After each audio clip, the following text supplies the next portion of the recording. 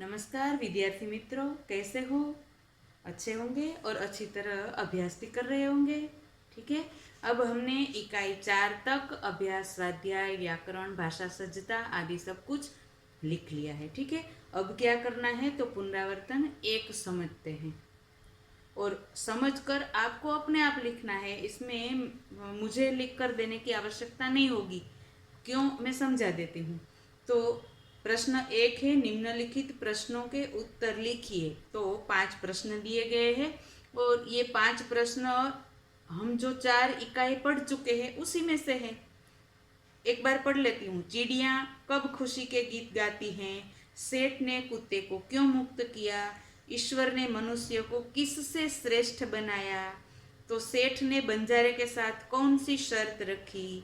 पृथ्वी पर हरियाली कब छा जाती है? ये सब प्रश्न आगे हमने लिख लिए हैं, उसमें से देखकर भी आप इसमें लिख सकोगे। ठीक है, तो पुनरावर्तन 1 आपको पक्की कापी में लिखना है। प्रश्न 1 है, 5 प्रश्न आप आगे से आप अपनी पक्की कापी में देखकर लिख सकोगे और लिख लेना। अब प्रश्न 2 क्या करना है तो निम्नलिखित परिच्छेद को पढ़िए और लिखिए। आपको एक बार अपनी पक्की कापी में लिखना है और पढ़ना भी है, सस्वर वाचन करना है। एक बार मैं सस्वर वाचन कर देती हूँ, आप सुनना, ध्यान से सुनना और आप भी अच्छी तरह से आरोह अवरोह के साथ पढ़कर सस्वर पढ़कर समझने का प्रयत्न करना। ठीक है, हमारे देश का झंडा तिरंगा है। ऊपर केसरिया रंग, बीच में सफेद रंग और नीचे हरा रंग। सफेद पट्टे पर बीच में एक चक्र है। इस चक्र को अशोक चक्र कहते हैं। झंडे के ऊपर का केसरिया रंग वीरता और बलिदान का संदेश देता है। बीच का सफेद रंग और अशोक चक्र शांति और उन्नति की राह पर आगे बढ़ने की प्रेरणा देते हैं।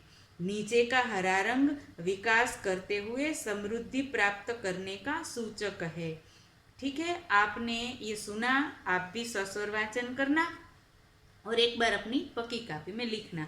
अब प्रश्न 3 है, दूरदर्शन के लाभालाभ विषय पर चर्चा कीजिए। तो हम चर्चा तो ऑफलाइन शिक्षण चालू नहीं, इसलिए हम नहीं कर सकते। तो क्या करना है तो दूरदर्शन के लाभालाभ पर मैं एक निबंध लिखकर इसकी फोटो भेज रही हूँ, आप उसमें से देखकर लिख लेना। ठीक है, किस तरह से लिखना है तो निबंध 1 हमने लिख लिया है।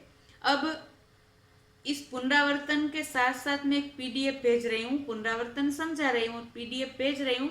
उसमें मैंने 3 निबंध लिखे हैं। आप उन तीनों निबंधों को, जो जहाँ हम निबंध लिखते हैं, हिंदी में हमने पीछे जो पन्ने छोड़कर रखे हैं निबंध लिखने के लिए, वहीं आपको इन तीनों निबंध को लिखना है। आज एक ही दिन में लिखने की आवश्यकता नहीं है, आप रोज एक एक करके 3 दिन तक निबंध लिख लेना और लिख सकोगे। ठीक है, कुछ भी मुश्किल नहीं होगी।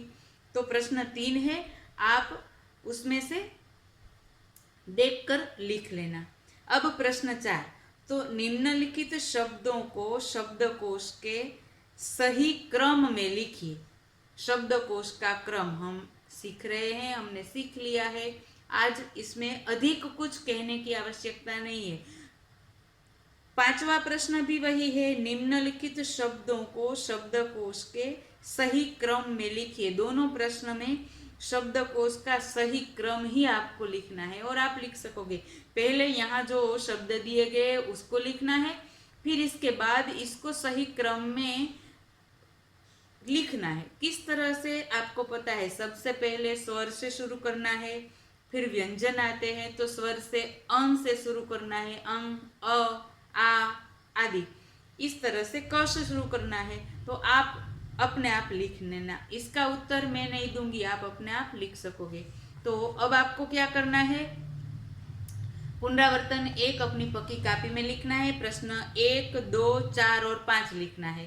प्रश्न 3 है, उसको पीछे निबंध के विभाग में लिखना है। मैं 3 निबंध पीडीएफ बनाकर आपको लिखकर भेज रही हूँ, आप उसमें से देखकर लिख लेना।